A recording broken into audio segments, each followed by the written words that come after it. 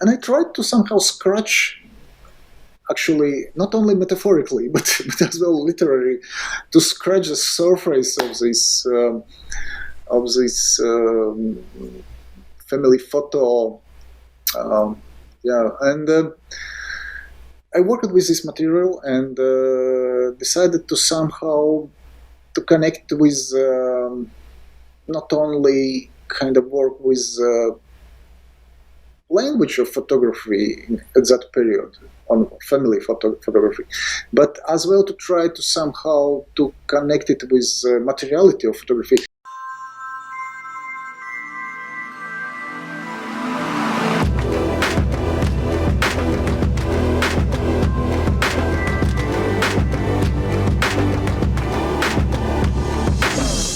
The series name is Mazes Inanimate Likeness Remind You of My Living Self. So it's kind of very often used expression. It's kind of cheap poetics, and they use it very often on a backside of photography, which was sent from some kind of military or army to family or friends at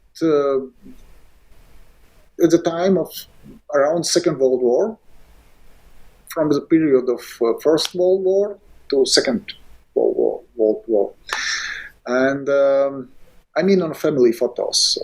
So if you turn around, it was used in the Russian language. And it was kind of starting point for some kind of ideas which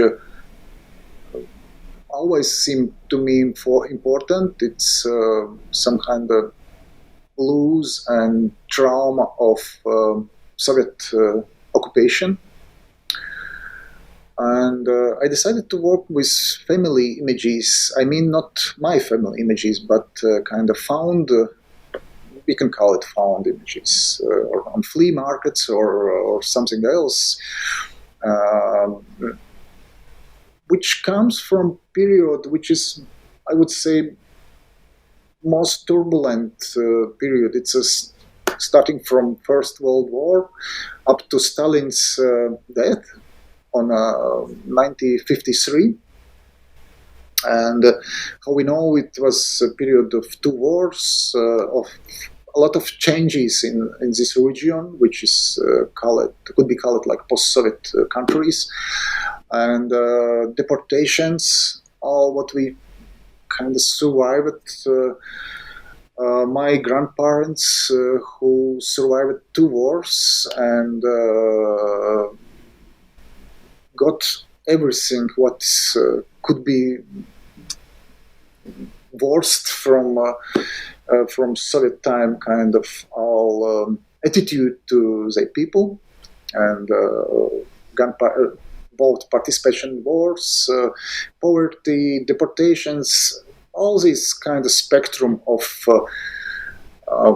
tragedies which related to that period. So I tried to somehow understand these family photos, which always fulfilled with somehow kind of happiness and I always felt something not right with them, because you can't see in them kind of evidence of that period, of all these tragedies which happened. There's always kind of smiling people, good dressed, more or less good dressed, smiling people, and I tried to somehow scratch, actually, not only metaphorically, but as well literally, to scratch the surface of this family photo.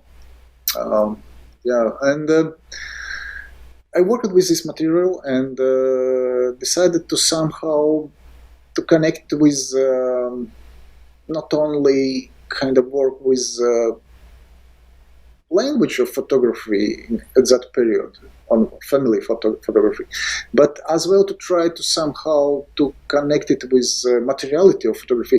So after that, I worked with these family photos in analog way.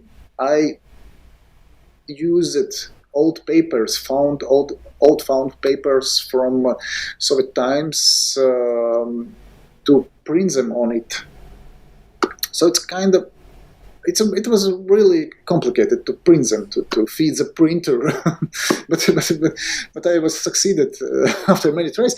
So that's the result of it. And how you see this one paper comes from 1957, and I always loved these old papers, which always considered as garbage, and I remember all of them from my childhood, when we just running in all these random industrial buildings where a lot of all these papers just thrown on the floor and left. And I was lucky enough to find enough interesting papers in some places which not related to my childhood, but actually still from Soviet times, was still approachable and filled with different kind of garbage, actually. And the part of garbage actually was this old paper. Are these old schematics and blueprints that you just found in a warehouse, and that's what they are?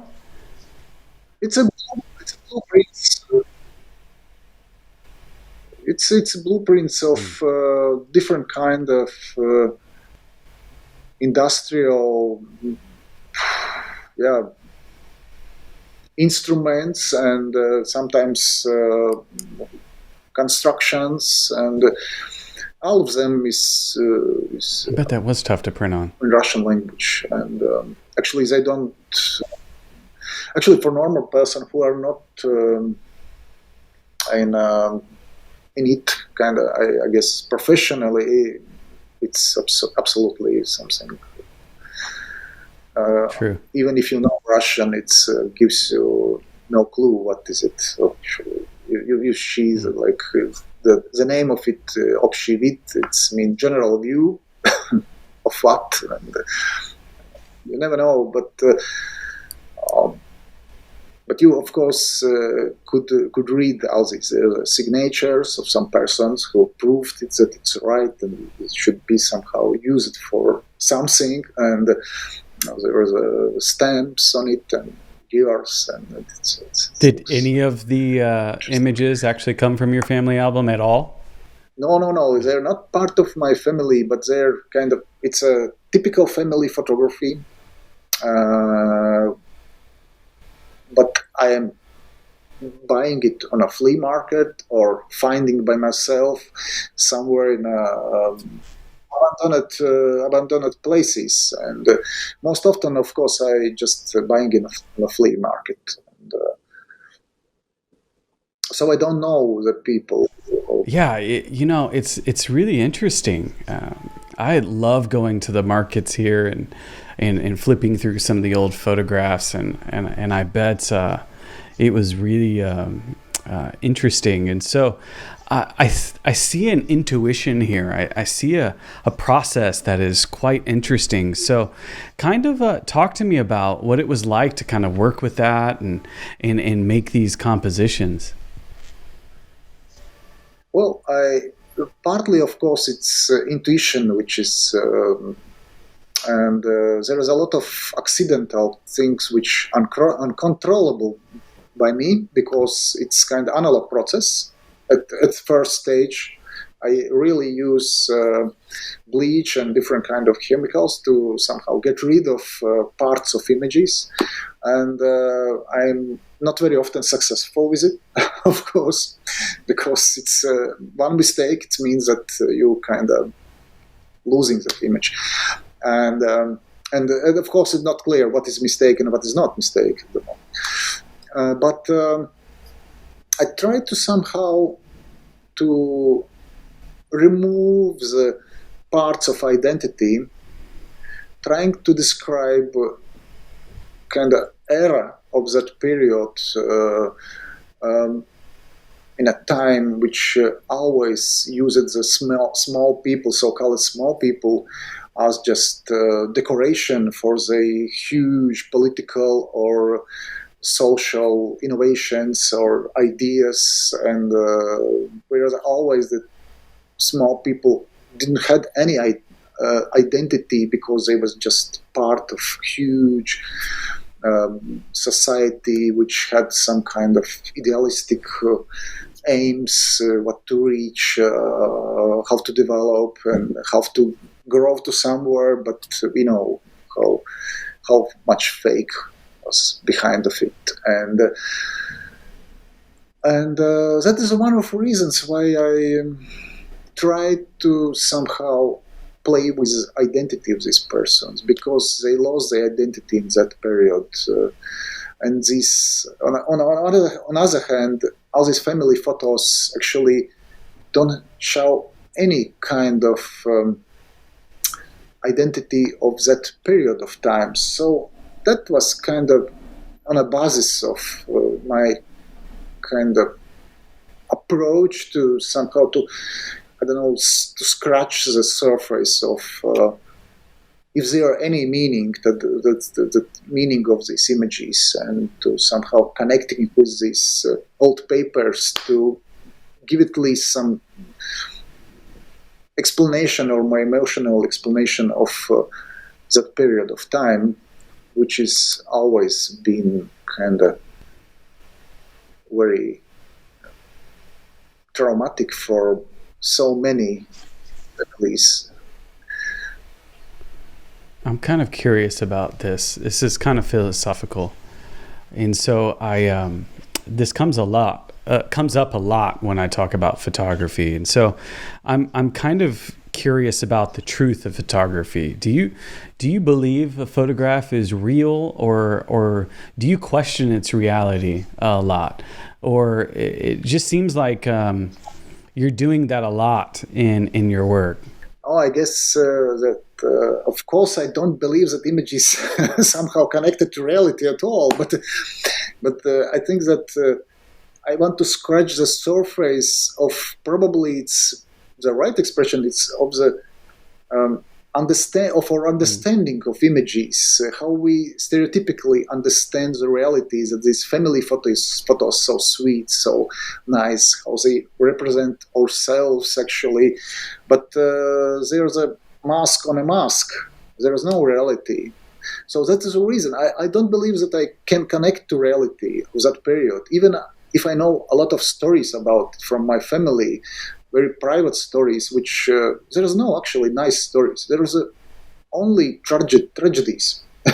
But even knowing it, I can't approach it, of course. And photography, it's not a medium to help it, but art photography could probably give us some questions and to lead us to some territory of questioning ourselves about what we see and what kind of meaning these signs, which we typically understand as nice portrait of my grandparents, of our family representation, what actually. But that there something more actually behind of it, what we don't see, what we can't approach, but at least we can give some critical questions about it for ourselves. So that's what art is. What art is made for, to just face us with some critical discussions or ideas, to somehow change our mind about some stereotypes, about past, about our traumas, or our kind of nice and wonderful feelings from looking at something. So, but of course, I don't believe in ideas that photography somehow could describe reality, or even if we talk about just normal photography, which always nowadays seems suspicious. I couldn't agree more. I am quite fond of this particular image, though. You know, I love the circles, and I love the composition, and it is a very, very strong image. And you know, I felt that when I was looking at this series, that you were kind of questioning the authenticity of these images, and you're kind of recrafting them in your own way. And I'm quite taken by it. So it's a very, very strong series. Thank you.